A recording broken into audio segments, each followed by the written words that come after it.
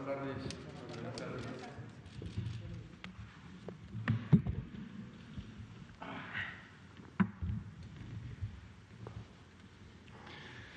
Muy buenas tardes a todas y a todos. Les agradezco hoy, miércoles 5 de agosto, en nuestro programa Regreso a Clases, desde aquí, desde Palacio Nacional, su presencia. A partir del anuncio que hizo el señor presidente el lunes en la mañana en su conferencia de prensa, han llegado muchas preguntas, muchos comentarios a través de las redes sociales, del servicio de atención telefónica Educatel y de correo electrónico de la Secretaría, preguntando detalles, dudas sobre el regreso a clases, y por eso es que tenemos todas estas formas de contacto. De ahí aparece en su pantalla nuestra página, nuestros teléfonos, nuestros correos electrónicos, red social, para que puedan usar el que más les acomode y contactarse con nosotros. De antemano les doy las gracias por su participación, porque al día de hoy hemos recibido en Educatel por teléfono 1,655 consultas, en correo electrónico 2,748 y en redes sociales 16,351. Si ustedes consultan las redes sociales, verán cómo muchísimas preguntas ya están contestadas, porque buscamos dar una respuesta inmediata. Para eso estamos aquí, para informar, para resolver dudas. Y como todos ustedes saben, todos los días, incluyendo sábados y domingos, estaremos a las 5 de la tarde respondiendo las preguntas e informando de aquí al día 23, para que el 24, que es el día del inicio de nuestro ciclo escolar 2021, estemos todos totalmente informados. El día de hoy vamos a abordar un tema muy importante. Nos han preguntado mucho en nuestras redes, en teléfono, sobre el calendario escolar. O sea, iniciamos el día 24 de agosto, pero ¿qué es lo que sigue? Para ello me acompaña el secretario de Turismo, a quien le agradecemos enormemente su presencia, Miguel Torruco Márquez. Él pues también quiso estar aquí con nosotros por el enorme impacto que tiene este calendario en el sector turístico. Y como todos los días, el titular de la Unidad de Asuntos Jurídicos y Transparencia, Enrique Quirós Acosta. Vamos a empezar respondiendo algunas preguntas. Estamos juntando las preguntas que más se reiteran, y la primera es si hay diálogo con los sindicatos magisteriales para el inicio del ciclo escolar 2020-21. Yo le pediría a Enrique Quirós que nos conteste esa pregunta, si es tan amable, Enrique. Con todo gusto, con su venia, señor secretario. En efecto, las autoridades educativas del país mantienen comunicación constante y permanente y de manera periódica con los dirigentes sindicales de la educación para atender y muy diversos asuntos que son de interés del sector magisterial. En este caso en particular, en efecto, se ha tenido este contacto, y hoy mismo las altas autoridades de la Secretaría, encabezadas por el señor secretario Moctezuma Barragán, tuvieron varios contactos con varios de los dirigentes sobre este y otros temas. Esa sería la respuesta, señor secretario. Muchas gracias. Una segunda pregunta que nos hacen mucho en nuestras redes es si las escuelas particulares se van a sumar a esta estrategia de inicio de trabajo el 24 de agosto. También le pediríamos a Enrique su comentario. Con todo gusto, señor. Como parte integrante del sistema educativo nacional, las escuelas particulares con autorización de validez oficial de estudios deben seguir las mismas disposiciones educativas que emitan las autoridades en esta materia, tanto federal como locales.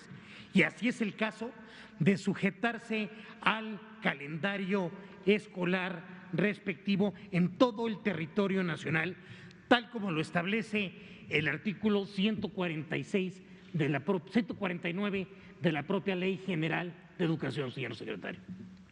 Muchísimas gracias. El tercer punto es si va a continuar la Secretaría de Educación Pública con el proceso de capacitación magisterial, y la respuesta es que sí. Recordemos que con las modificaciones del artículo 3 constitucional y la Ley General de Educación se consideran a las maestras, a los maestros como agentes de transformación social, y en esta pandemia pues tenemos en ellos un gran aliado para poder trabajar a distancia. La mayoría de los maestros mantienen la relación con las alumnas y los alumnos, y también estamos preveyendo, y ahorita lo vamos a ver en el calendario escolar, tiempos para la capacitación magisterial, para su formación y para que salgamos con más conocimientos de esta pandemia. Si quisieran poner el calendario, yo pasaría a explicarlo porque tiene muchos puntos de interés. Este calendario que estamos presentando, estamos hablando de que el día 24 se inicia las clases, es el inicio del ciclo escolar formal, no es una capacitación emergente, es el inicio de clases con validez oficial, de ahí la importancia de poderlo seguir. Desde el día 6 se va a iniciar un proceso ordinario de inscripciones para todos los que así lo deseen, para las escuelas públicas, que va a durar hasta el día 11 de septiembre. Aquí ya va a ser un proceso extraordinario, pero quisimos ampliar el lapso para que haya mayores posibilidades de inscripción. En cuanto a esto del 10 al 14, precisamente vamos a tener capacitación magisterial previa al inicio de clases. Del 17 al 21 son 5 días de consejo técnico escolar para preparar el curso. Todo esto va a ser en línea, no va a ser presencial. Iniciado el curso, tenemos otros días de capacitación magisterial. Fue un éxito todo el esfuerzo que se hizo en capacitación en herramientas digitales, y vamos a continuar con esa capacitación 1 hora al día para maestras, maestros, alumnos que quieran participar en esta capacitación desde su casa, e incluso madres y padres de familia podrán inscribirse. El día 16 de septiembre pues es día de asueto, no tenemos que explicar por qué, es realmente una de las fiestas nacionales más importantes, entonces no se trabaja. Nos vamos a octubre, y el primer viernes de octubre hay otro consejo técnico escolar en donde no hay clases para las alumnas y los alumnos. En noviembre estamos hablando de que no se trabaja en las escuelas el día 2 de noviembre, y de acuerdo a la Ley Federal de Trabajo, el día 20 de noviembre se celebra el primer lunes previo, esto es el 16 de noviembre, y estamos dando el día 13 de noviembre como una cosa totalmente novedosa para el magisterio. Una de las cosas que más nos ha solicitado el magisterio es tener tiempo para la descarga administrativa. Los maestros y las maestras del 24 al 27 van a darle las boletas de evaluación a las madres y padres de familia. Entonces, el día 13 va a ser un día donde no va a ser laborable desde el punto de vista escolar, para que las maestras y los maestros tengan este día de descarga administrativa. Es una cuestión novedosa, es la primera vez que se hace en el calendario escolar, pero lo merecen nuestras maestras y maestros para poder hacer esta descarga administrativa, de manera que el día 13 no se trabajará. En cuanto a diciembre, estamos viendo que el día 11 hay Consejo Técnico Escolar, el viernes 11, e inician las vacaciones de diciembre el sábado 19, la semana del 21 al 25 no es laborable, del 28 al 1 tampoco, y la semana de enero, que incluye Reyes, los días jueves y viernes, iniciaremos el año también con Consejo Técnico Escolar, que es la forma en que se pueden planear todo el trabajo escolar. Tampoco habrá clases, de manera que se regresa el 10 de enero en esta ocasión. En el caso de febrero, tenemos el lunes 1 de febrero, también como asueto. Esto corresponde a que, de acuerdo a la Ley Federal del Trabajo, el viernes 5 se celebra el primer lunes previo, por lo cual ese día no se va a trabajar. Y el día 19 de febrero tenemos de nuevo Consejo Técnico Escolar. Si nos vamos a marzo, en marzo podemos observar que a finales de marzo tenemos también entrega de boletas de evaluación, por lo cual le estamos dando al magisterio la oportunidad de trabajar en descarga administrativa el viernes 12 de marzo. El día 15 de marzo es día de asueto obligatorio, porque de acuerdo de nuevo a la ley, el día 21 de marzo se celebra el lunes previo, que es el día 15. De ahí nos vamos a las vacaciones de Semana Santa y Pascua, que son esta semana del 29 al 2, del 5 al 9, y tenemos Consejo Técnico Escolar el día 12 de abril, de manera que se regresa el día 13. Y en mayo, el 5 de mayo no se trabaja, y tenemos Consejo Técnico Escolar el 21 de mayo. En junio vemos cómo se va a concluir el año en julio con la entrega de boletas, por lo cual, de nuevo, una semana antes, como lo hicimos en noviembre y en marzo, vamos a dar un día de descarga administrativa al magisterio, que va a ser el 28 de junio, y el día 25 habrá Consejo Técnico Escolar. El ciclo escolar, que inicia el 24 de agosto, concluye el día viernes 9 de julio. La semana siguiente habrá 2 días de descarga administrativa e iniciarán las vacaciones de verano.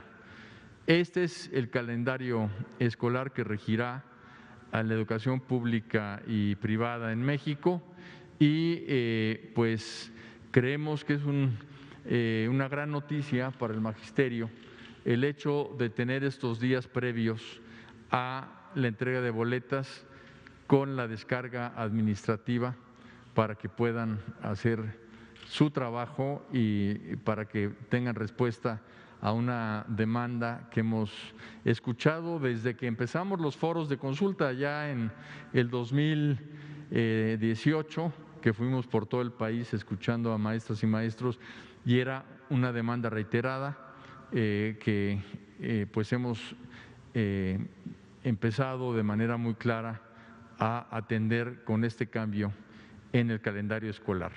Todo el calendario escolar nos lleva a 190 días efectivos de estudio y de trabajo, que es un calendario muy sólido, porque son los días que precisamente se había planeado que estuviesen trabajando las niñas y los niños. No cuenta ni los consejos técnicos escolares ni la descarga administrativa en estos 190 días.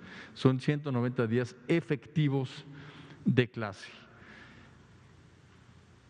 El calendario sin duda afecta de manera directa la vida de las familias, la planeación del año, por eso es que lo estamos dando a conocer, y el señor secretario ahora nos hará todas las consideraciones que dentro de su sector existen sobre este calendario. Muchas gracias.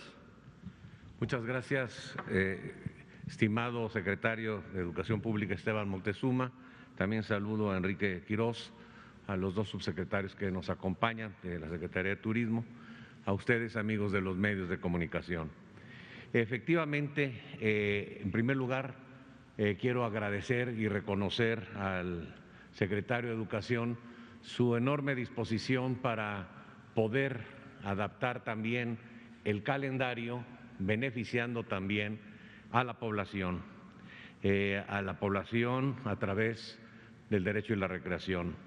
Lo que sí les quiero comentar, que aprovechando pues este calendario escolar, aprovechando también el Consejo Técnico Escolar que en materia de innovación pone en marcha el secretario, y también lo que ello propicia, pues mayor oportunidad de convivencia familiar, se vincula siempre a la actividad turística. Por tal motivo, quiero comentarles que la presentación son dos prácticamente páginas.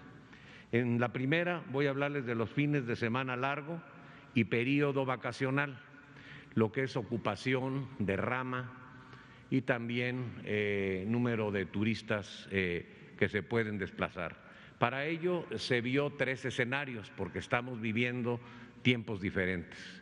La pandemia ha hecho cambiar pues prácticamente la forma de hacer turismo, y sobre todo tenemos que tener en cuenta los tres escenarios de acuerdo al semáforo. Por tal motivo, en materia de fines de semana largos y periodos vacacionales, el resumen general de los 5 puentes cortos, llamémoslo día de asueto, porque está mal dicho puente, no es puente, es día de asueto, que se logra canalizar, en lugar de que sea un miércoles, que nos hace favor de canalizarlo un viernes o un lunes, propicia pues un día de asueto que beneficia a la unidad familiar, y lo que son los 3 puentes largos. En materia de ocupación, a partir de septiembre, si consideramos la forma más optimista de acuerdo a las circunstancias actuales, la ocupación hotelera ascenderá de 29 a 42% de ocupación, que permitirá una llegada total del orden de 5.409.000 turistas a hoteles, con una derrama aproximada de 11.853 millones de pesos. En el escenario del semáforo amarillo, la ocupación varía entre 20 y 29.15%, y esto dará como consecuencia una afluencia de 3.728.000 turistas a hoteles, con la correspondiente derrama de 8.169 millones de pesos. Y pues el peor escenario sería de mantenerse el semáforo naranja, la ocupación varía de 13.2% a 18.2%. Considerando también el escenario más adverso, esto repercutiría no solo en la llegada tan solo de 2.362.000 turistas a hotel, sino también con una mínima derrama de 5.177 millones de pesos. Ahora bien, en la siguiente hacemos un resumen quitando el periodo vacacional largo y solamente enfocándonos a los fines de semana largos y el periodo vacacional. Aquí hay un cambio. En resumen, los 5 puentes largos y los días de asueto, que también se da en 3 oportunidades de viaje, a los periodos vacacionales, daría una ocupación en semáforo verde que iría del 29 al 55.3% en una llegada total de 38 millones de pesos.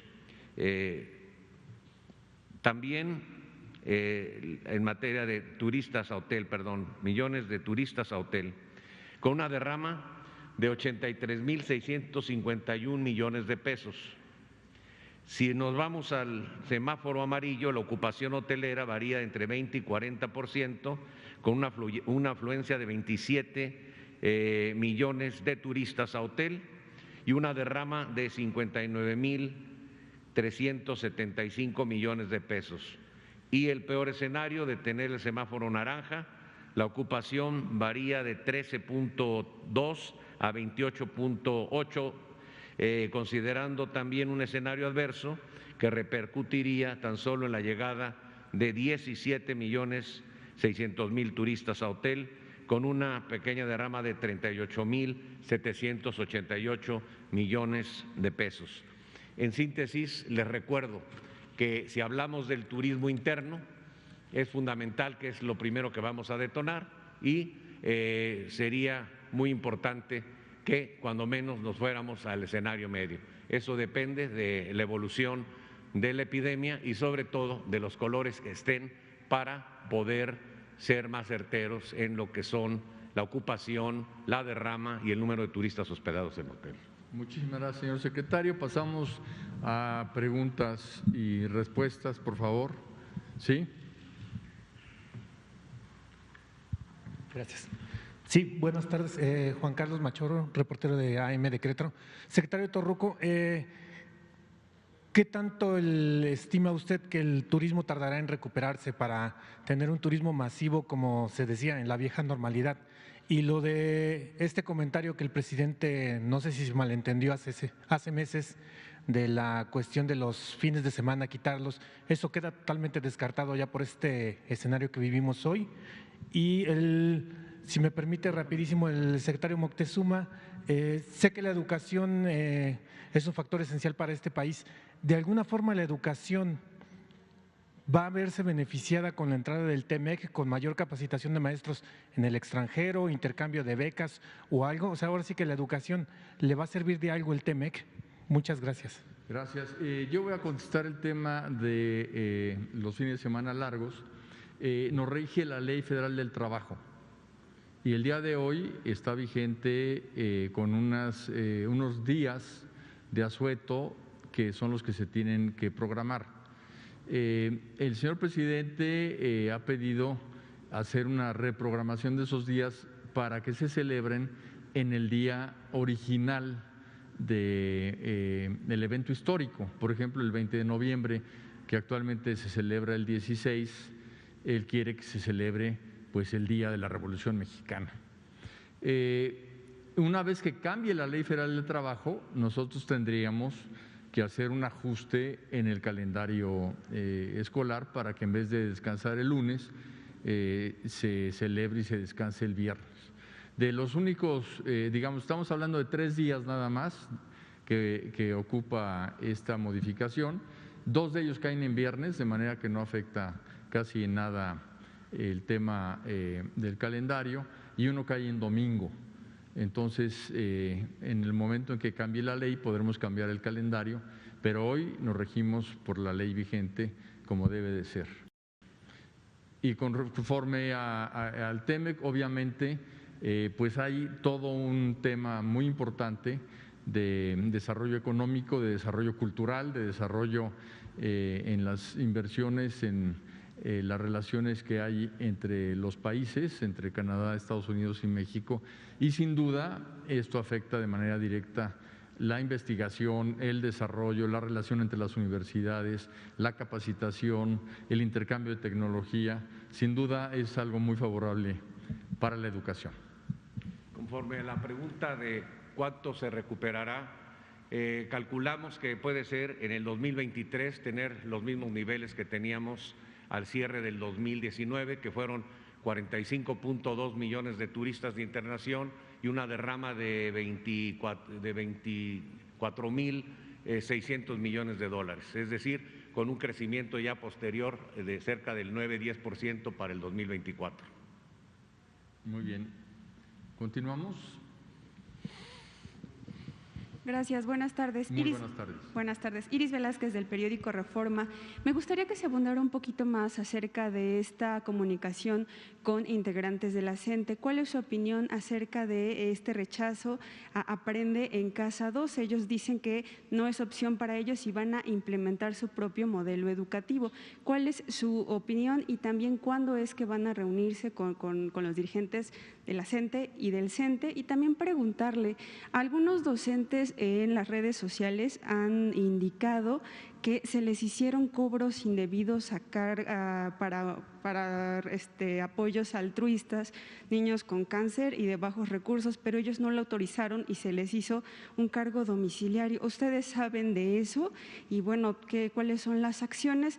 Finalmente, la última pregunta es, ¿quiénes o cómo se escogieron a los maestros que van a aparecer en la televisión? ¿Se revisaron currículums, etcétera? Gracias.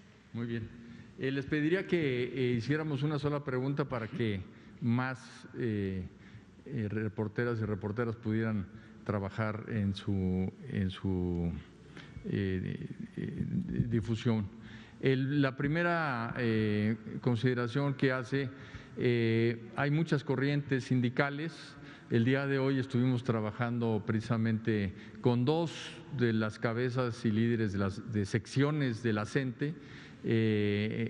Al preguntarles sobre lo que había yo leído en algún periódico, me dijeron que pues ellos estaban totalmente dispuestos a trabajar con nosotros, que lo que buscaban siempre, y eso está garantizado, es que los contenidos, la Rectoría del Estado, la Rectoría de la SEP en materia de contenidos, los hiciera siempre la Secretaría de Educación Pública, y las televisoras y radiodifusoras que nos ayudasen pues fueran simplemente quienes difundieran nuestros contenidos, cosa que así está totalmente planteado el programa de regreso a clases, por lo que no veo conflicto alguno y seguiremos trabajando. Además, incluso se decía que ellos habían propuesto trabajar en radio. En efecto, vamos a trabajar en la radio y sobre todo en zonas indígenas y nos están ayudando incluso con traductores para tener completas las 22 lenguas indígenas con las que vamos a trabajar. Hay pues mucha unidad en el sector educativo alrededor de la pues soluciones a lo que nos plantea la pandemia y afortunadamente así es. La segunda pregunta, perdón, ¿me la recuerdas? Le decía que en redes sociales, maestros… Ah, sí, no conozco el tema, no nos ha llegado a nosotros la queja, pero quisiéramos que nos llegara, o sea, en estos teléfonos y redes que acabamos de señalar, que son las de la Secretaría, si nos están escuchando o si ustedes les pueden dar el dato, nos interesa que nos digan en dónde fue esto, que nos den todos los datos, porque hay muchas formas de pagar y una de las formas de pagar es estatal. Nosotros pagamos el Magisterio Federal a través del FONE, en donde jamás se ha hecho descuento alguno indebido, y si hay algún descuento indebido, que por favor nos lo hagan saber para investigar a fondo sobre el tema. Y el tercer punto es que se hizo un estudio sobre quiénes eran las maestras y los maestros más prestigiados, más reconocidos en la Ciudad de México, porque se tienen que trasladar todos los días a grabar, y de ahí fue donde salieron las maestras y los maestros que van a apoyarnos en Aprende en Casa 2 para el regreso a clases. Me están sacando un letrerito de que ya terminamos. Nos vemos mañana a la misma hora y muchísimas gracias a todas y a todos.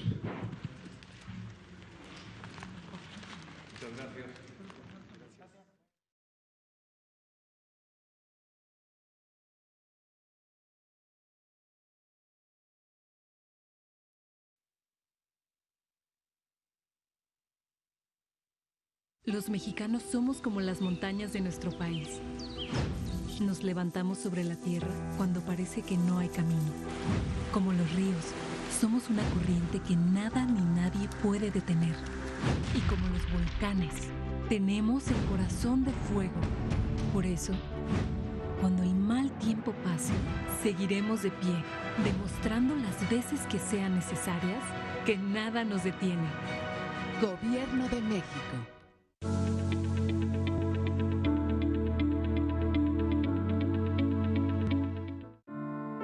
Es un barrio, una zona de aquí de la ciudad que conocimos desde niños, nos hicimos grandes y no